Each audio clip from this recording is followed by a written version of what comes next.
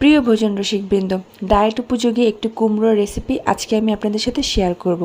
রেসিপিটি তৈরি করার জন্য প্রথমে কড়াইয়ে 1 চামচ মতো ঘি গরম করে তাতে জিরা এবং তেজপাতা ফোড়ন দিয়ে এটা 10 সেকেন্ড মতো রাখবো। তারপর এতে দিয়ে দিচ্ছি পরিমাণ মতো চিংড়ি মাছ। চিংড়ি মাছটা একটু ভাজা হয়ে গেলে দিয়ে দেব কাঁচা পাকা লঙ্কা কুচি এবং স্কোয়ার শেপে কাটা কুমড়োটা দিয়ে তাতে দিয়ে দিচ্ছি লবণ এবং হলুদের গুঁড়া। সব কিছু একসাথে মিশিয়ে নিয়ে 3 থেকে 4 মিনিট মতো মিডিয়াম আঁচে রান্না করে নেব। তারপরে ঢাকা দিয়ে রাখবো 10 মিনিটের জন্য। এই সময় চুলার আঁচটা অবশ্যই লো রাখার চেষ্টা করবেন।